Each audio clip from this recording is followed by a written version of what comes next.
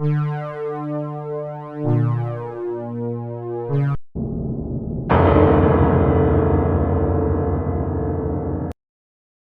long time ago, the god Osiris came to Egypt to rule as king. He brought the Egyptian people new laws and taught them how to farm well and live peacefully in their villages. Osiris was a very wise and powerful king, and was loved and respected by the Egyptian people. Unfortunately, his brother Seth was very jealous of his brother's power in Egypt, and began to form a plan to kill Osiris and take over his throne. Late one night, Seth tiptoed into Osiris's bedroom, careful to not wake up Osiris or his queen, the goddess Isis. Seth measured Osiris's body from top to bottom and from side to side. The next morning, Seth took the measurements to a carpenter who made a beautiful wooden chest decorated with bright paint and sheets of gold. That night, Seth threw a huge party and invited Osiris as the guest of honor. The night was spent feasting, singing, dancing, and playing games. For the final game, Seth brought out the huge wooden chest. He announced that the first person to fit perfectly into the chest would be allowed to keep it. One by one,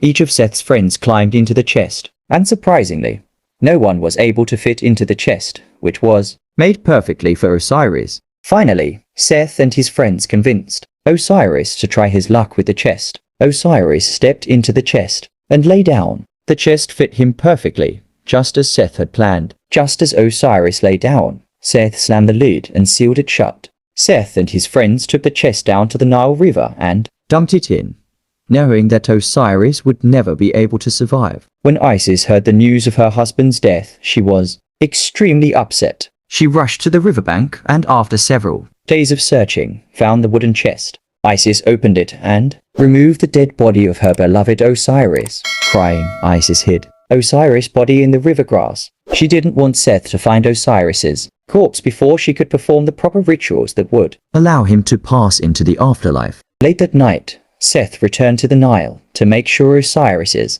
body had washed away. The chest was nowhere to be found, but after searching the riverbank grass, he found the body of his late brother. Furious, Seth cut Osiris's body into 14 pieces. To make sure that the body was never found again, he hurled the pieces all over Egypt. The next morning, Isis returned to the river with her sister, Nephthys, and her friends to perform the necessary rituals, only to find Osiris's body gone. Isis transformed into a huge bird and flew high over Egypt. Using her sharp vision, she was able to find all the pieces of the body to put Osiris back together. With the help of Nephthys, Thoth, and Anubis, Isis performed a great act of magic. Very carefully, they began to sew Osiris's body back together. They worked together night after night. When the body was whole once again, they wrapped it head to toe in strips of linen, creating a mummy. On the night of the full moon, Isis used powerful magic to bring her husband back to life. Osiris embraced Isis and thanked her sister and her friends.